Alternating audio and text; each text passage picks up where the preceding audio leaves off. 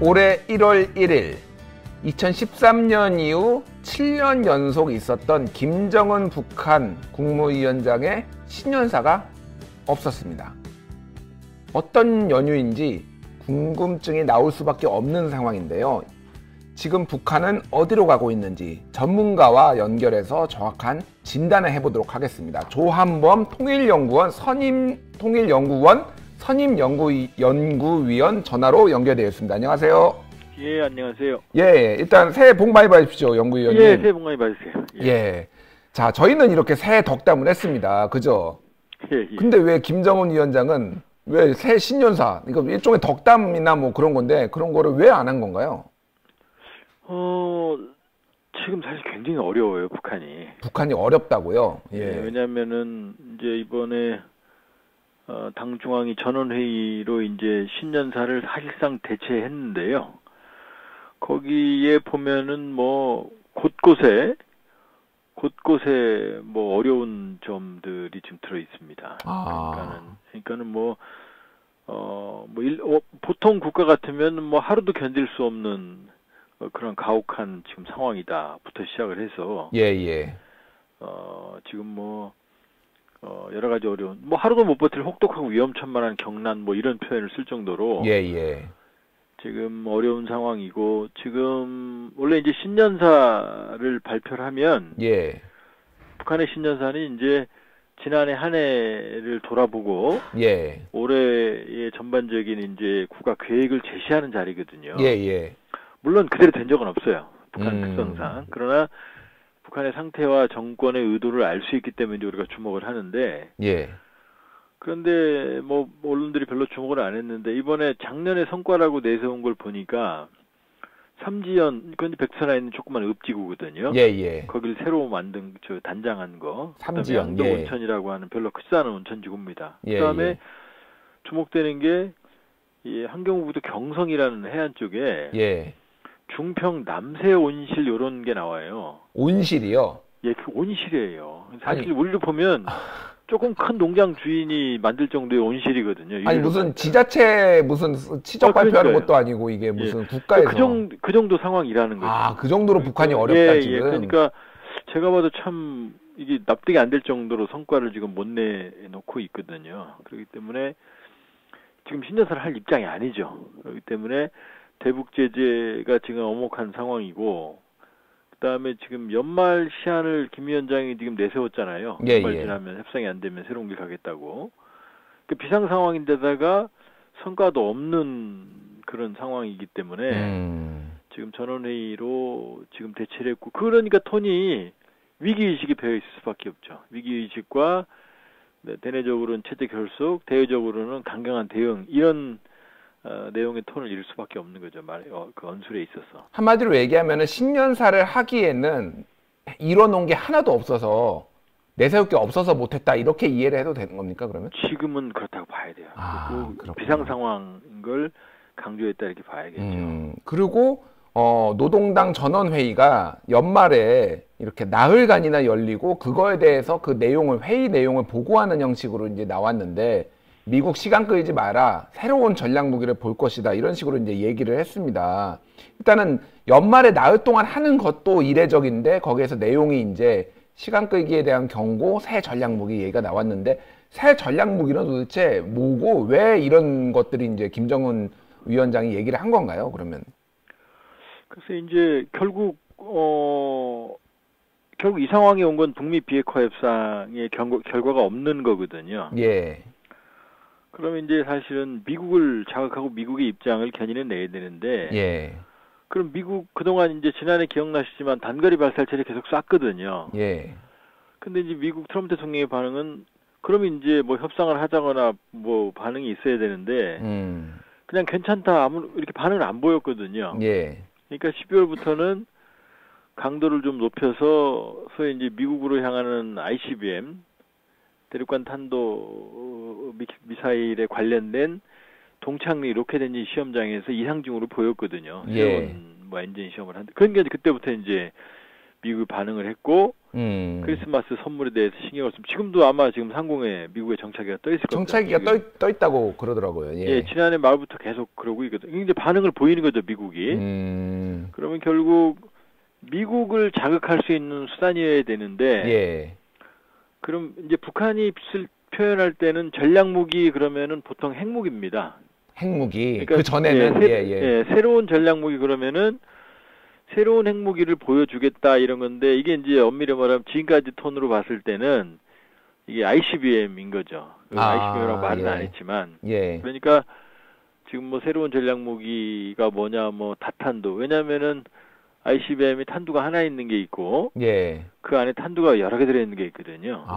미국의 예. 경우에는 정말로 뭐 인간이 만들면 안 되는 무기인데 예. 피스키퍼라고 하는 미사일은 지금은 뭐 전략무기 감축협정에서 폐기가 됐는데요. 예. 그 안에 탄두가 12개까지 실릴 수 있었어요. 아. 근데 그 탄두 하나가 예. 보통 이제 대략 한 TNT 40만 톤. 40만 톤이요? 와. 그러니까 TNT면 쌀도 아니고. 그러면 예. 그게 지금 우리가 히로시마나 나가사키에 떨어졌던 걸 대략 15,000톤에서 2만 톤 정도 TNT로 추정을 하거든요. 그러면은 그 하나가 20배인데 그게 12개가 들어있다고요? 그렇죠. 그러면은 한 500배 정도의 그 탄두 하나가 500배 정도 되는 건가요? 그러니까 뭐 그게 하나가 500배? 만일에 예. 이쪽 뭐 아시아로 온다고 그러면 그게 이제 대륙간이거든요. 예, 예. 뭐 베이징이든 뭐 평양이든 서울이든 도쿄든 모든 주요 도시 12개를 파괴할 수 있는 거죠. 그런 거를 미국이 가지고 있는데 이제 그거를 지금 우려하거든요. 일각에서는. 그러니까 그거는 미국이 가지고 있던 거고 그 말씀하시는 그렇죠. 거는 북한이 이를테면은 핵탄두를 하나가 아니라 2개, 3개를 실을 수 있는 어떤 무기를 가지게 되는 것을 두려워하고 있다. 예, 그걸 보여주겠다라는 이제 은유가 아니냐, 혹은 잠수함 발사 탄도미사일 아니냐, 뭐 지금 설이 많거든요. 아니면은 새로운 ICBM 엔진 아니냐, 이렇게 여러 가지 이제 말이 많거든요. 근데 아직까지는 위협으로 보여집니다. 왜냐하면 그동안 했던 북한의 여러 가지 무기의 어떤 개발 과정이나 기술적 측면을 봤을 때 지금 획기적인 무기를 보여주기는 아직은 좀 이른 단계거든요. 그러니까 그 김정은 위원장은 곧 보유하게 될 이런 미래형으로 썼거든요. 미래형으로 썼다. 그러니까 그건 좀 두고 봐야 될 겁니다. 그렇군요. 알겠습니다. 자, 그러면은 어찌됐든 지금 이것이 전면적인 북미 협상 중단은 아니고 여지를 남겼고 실제 김정은 위원장의 말도 미국이 어떻게 하느냐에 따라서 그 수위를 조절할 수 있다라고 얘기를 했잖아요. 그러면 앞으로의 북미 협상이 좀 진행될 가능성이 있는 건가요? 지금 미국의 상황에 대해서 좀 저희가 들어봐야 될 것 같아요. 있어요. 왜냐하면 이제 우리가 이제 하도 북한이 도발 위협을 많이 하니까 그 부분만 보면은 지금 비관적인데 사실은 이번 중앙위 전원회의 보도문을 보면 상당히 절제한 부분이 많아요. 예를 들면 두산번도 비핵화는 영원히 없을 거다 하는 부분에도 미국이 적대시 정책을 추구할 경우에, 그러니까 추구시 이렇게 돼 있어요. 그 다음에 이 적대 정책을 철회하고 항구적이고 공고한 평화 체제를 달성할 시까지는 전략무기 개발을 계속할 거다. 그 다음에 우리의 억지력 강화의 폭과 심도는 미국의 금후 대조선 입장에 따라 상향 조정될 것이다. 그러니까 미국이 입장을 변화를 보이면 대화하겠다는 거죠. 그 다음에 미국이 시간 끌기를 하고 있다. 그게 뭐냐면은 시간 끌기 하지 말고 정말로 협상에 나오면은 대화가 될 수 있다라는 얘기거든요. 그러니까 지금 말씀드렸지만 곳곳에 정말로 어려움이 배어 있는 뭐 정면 돌파 어쩌고 하지만 그건 대부분 다 경제 얘기예요. 예를 들면 뭐 정면 돌파의 주 전선은 이제 기본 전선은 경제 전선이다. 농업 전선이 주택 방향이다. 이게 뭐냐면 굉장히 어렵다는 얘기거든요. 그렇게 보면 사실 말은 저렇게 하지만 정말로 협상을 원하는 건 오히려 김 위원장이 더 크다. 그 다음에 지금 이란 문제로 지금 중동의 수렁으로 빠져들어가고 있는 트럼프 대통령도 북한 문제까지 이게 지금 꼬이기 시작하면 지금 아직은 뭐 대선 국면이 순조롭거든요. 탄핵에도 불구하고. 그러니까 트럼프 대통령도 북한 문제에서 사실은 좀 성과를 내고 싶은 생각이 있죠. 그러니까 양측이 대립하는 것처럼 보이지만 사실은 양측 다 협상을 원하고 있다 이렇게 봐야죠. 근데 그 협상을 원한 거는 지난해에도 원했지만은 지금 예, 결과를 못 낸 거잖아요. 올해 더 뭔가를 진척될 가능성이 좀 있기는 한 건가요? 그냥 트럼프 대통령은 그냥 현상 유지 정도만 하면서 관리만 하려는 거가 아닌지 그거에 대해서 지금 북한이 의구심을 가지고 그래서 경고를 한 것으로 저는 이해를 했거든요. 그래서 이제 그게 맞아요. 트럼프 예, 대통령은 현상 유지만 해도 대선에 영향이 없다라고 판단을 하고 있거든요. 예, 예. 근데 그 이제 트럼프 대통령 생각이고 김 위원장은 현상 유지가 지금 안 되거든요. 너무 어렵거든요. 거기는 많이 어렵다. 예. 그렇죠. 그러니까 현상 유지 갖고는 안 되겠으니 판을 깨겠다라고 지금 나오고 있는 거거든요. 깨고 싶은 생각은 없지만. 그러니까 트럼프 대통령이야 뭐 이 상황이 가도 괜찮지만 김정은 위원장 같은 경우는 이거 갖고는 안 되니까 예.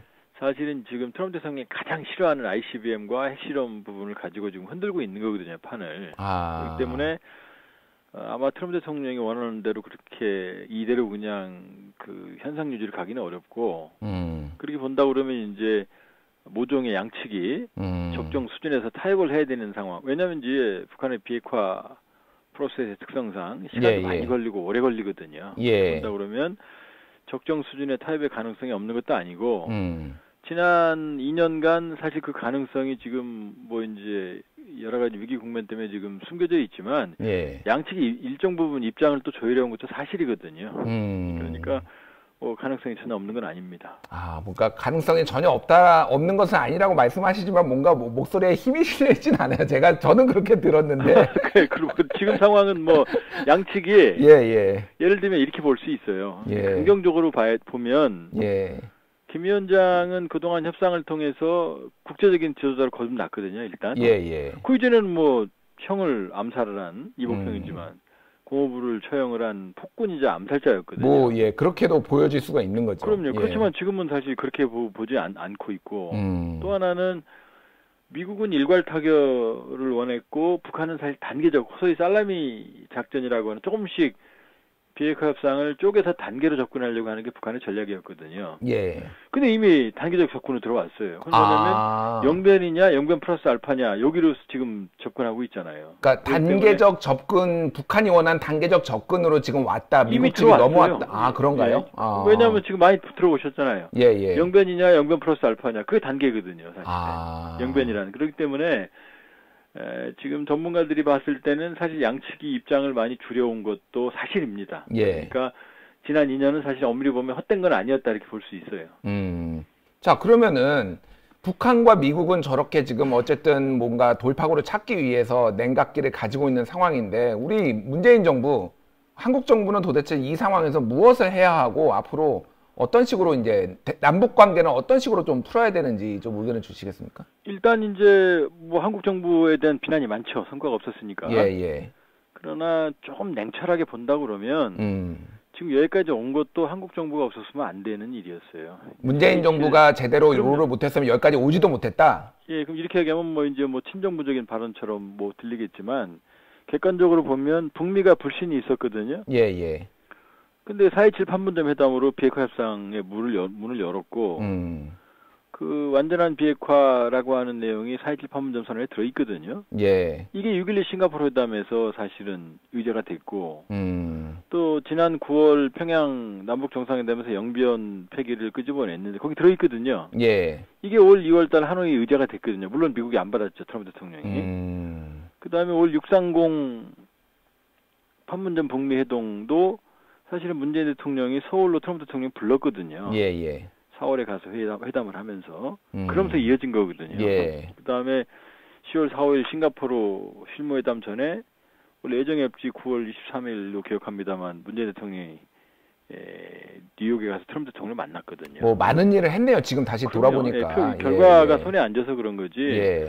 사실 분주하게 움직였습니다. 그리고 지금 상황도 엄밀히 보면 북한이 우리를 비난하고 무시하고 그러지만 내용을 보면 안 만난다가 아니라 약속을 지켜라.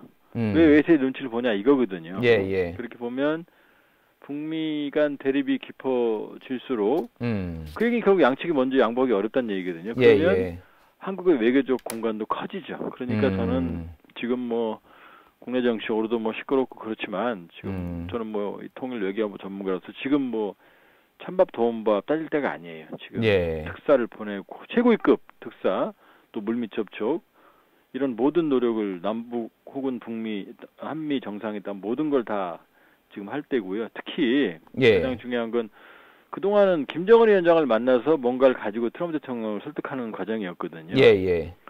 근데 지금 미국은 사실 상황 조치를 전혀 내놓은 게 없어요. 그래서 지금은 김 위원장 여기에 대해 김 위원장이 불만이 있는 거고. 예. 그러니까 미국 트럼프 대통령을 설득을 해서 어느 정도의 상황 조치를 내놓을지를 설득하고 견인해 내는 그래서 북미 간의 최초의 실무적인 합의, 실질적인 비핵화 입구를 열어가는데 노력을 해야 된다. 그러니까 지금 우리 역할이 있습니다. 자, 저희가 좀 궁금한 게 있어서 질문을 드려야 될 것 같은데 지금 남북 관계가 북미 관계뿐만 아니라 남북 관계도 얼어붙었는데 지금 뭐 우리 한국 내부에서 일부에서는 더 적극적으로 지금 남북 관계에 해서 이를테면은 뭐 금강산 관광이라든지 뭐든지 뭐 개성공단이든지 해야 된다라는 주장들이 나오고 있고 또 하나 지금 최근 언론에서 주목받고 있는 게 김현종 차장과 뭐 이를테면은 소위 말하는 자주파 뭐 청와대 내에서도 그런 갈등이 있다. 뭐 최종건 뭐 비서관 뭐 갈등이 있다. 이런 얘기들이 나오고 있어요. 이거는 지금 우리가 어떻게 봐야 되고 한국 정부는 그러면 어떤 식으로 지금 대북 그 정책을 해야 되는 건가요? 글쎄 뭐 모든 뒷부분도 말씀드리면 모든 정권에는 노선에 따라서 정책 위반자들이 생각을 다르게 가질 수 있어요. 그러니까 뭐 그건 뭐 전혀 이상한 건 아니고요. 사실이 하더라도. 사실 김정은 위원장 입장에서 보면 불만 이해가 좀 갑니다. 뭐냐면 지금 남북 관계에서 어떤 활로를 찾으려고 그랬는데 물론 이제 우리 입장에서는 뭐 너네들이 원하는 만큼 대북 그 비핵화를 안 하니까 우리도 어쩔 수 없다 이거지만 지금 김 위원장이 그동안 파격적인 행보를 해온 것도 사실이거든요. 근데 김 위원장 입장에서는 문재인 대통령이 15만 명 평양 인민들 앞에서 연설도 하게 하고 백두산 가서 같이 어떤 그 상징적인 행보도 했는데 남북관계에서 얻은 건 하나도 없거든요. 엄밀히 보면. 그리고 금강산도 작년이죠. 벌써 작년 신년사에서 열겠다고 그랬고 그건 9.19 평양 남북 공동선언에 들어있어요. 근데 올해 열겠다고 그랬는데 한국 정부가 아무런 대응을 안 했거든요.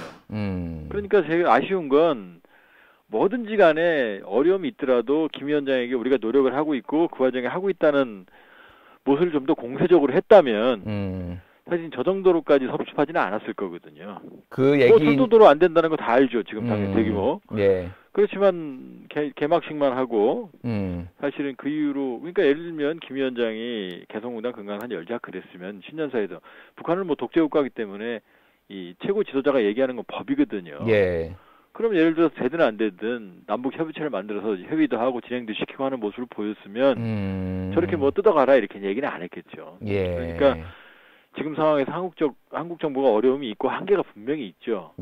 그러나 김정은 위원장이 우리 정부가 정말 진정성 있게 노력을 하고 있고 그런 의지를 가지고 있다는 걸 좀 더 공세적으로 적극적으로 했다 그러면 그런 여지는 남아 있거든요. 그러니까 뭐 정부 입장을 이해하지만 지금도 할 수 있는 건 있다. 그 부분을 적극적으로 한다 그러면 남북 관계도 여지가 있다. 물론 북한도 이미 깨달았어요. 선미 호남 결국 북미 관계 개선, 북미 비핵화 협상이 없으면 남북 관계가 근본적으로 한계가 있다는 걸 알았어요. 그렇기 때문에 이제 선미 후남으로 돌았는데 선미 후남으로 돌아섰다. 그렇죠. 그럼에도 불구하고 우리가 가능한 부분에서 북한이 워낙 어렵기 때문에 자, 가능한 부분이 예를 들면은 좀 요약을 해서 짧게 어떤 게 있을까요? 가능한 예를 부분이. 들면 이제 철도도로 한다고 중국식 했잖아요. 철도요. 그러면은 물자는 못 들어가죠. 공사는 못 하죠. 근데 지금 들어가서 공동 조사하고 설계하고 물자가 안 들어가고도 얼마든지 할 수 있는 게 있거든요. 그다음에 관광도 지금 관광은 대북제 대상이 아니거든요. 현대가 들어가면 벌크 캐시 대량 현금이 들어가지만 제재에 일반 관광객들이 가면 지금 제재 하나도 안 걸려요. 모든 전 세계 사람들이 북한 관광할 수 있거든요. 그리고 이제 민간 계류 같은 것도 공세적으로 할 수 있거든요. 많은 부분에서. 그러니까 충분히 할 수 있어요. 그런 민간 교류 아니면 관광 아니면 철도 뭐 측량 이런 것들을 통해서 어쨌든 좀 대북 관계를 개선을 먼저 한국 정부가 하는 노력을 해야 된다라는 게 박사님 말씀이신 거죠? 그게 이제 견인은 뭐 전체 판을 바꿀 수는 없겠지만 적어도 북한의 불신과 서운함을 덜어줄 수 있는 부분까지는 우리가 노력할 수 있다는 거죠. 알겠습니다. 좀 한국 정부가 우리 정부가 좀 노력을 해야 될 부분이 있어 보이긴 합니다. 마지막으로 이제 좀 전망을 어떻게 될 것 같습니까? 이 전체적으로 이 북미 관계, 남북 관계 그리고 이 동아시아 정세에 대해서 좀 짧게 너무 이제 길지 않게 좀 해주시면. 예, 시간이 많이 갔네요. 지금 보면 북미 비핵화 협상에 깨지는 걸 누구도 원하지 않습니다. 예. 그리고 깨졌을 때 가장 큰 피해자는 김정은 위원장이 될 거고, 예. 두 번째 피해자는 트럼프 대통령이 될 겁니다. 우리 문재인 대통령도 사실은 그 피해에서 피해갈 수가 없고. 예. 그러니까 이렇게 본다 그러면은 비핵화라고는 장기적인 과정의 특성을 고려해서 지금은 초기 합의, 그러니까 입구를 여는 게 가장 중요하거든요. 입구만 열면 그냥 가요. 그렇기 때문에 지금 그 입구를 열고 하는 과정에 지금 대립이 있는 거고, 이 과정에서 한국 정부가 모종의 역할을 해야 된다. 전격적인 행동들을 보여야 된다. 그게 이제 제 판단입니다. 알겠습니다. 예. 지금까지 조한범 통일연구원 선임연구위원이었습니다. 감사합니다. 예, 고맙습니다.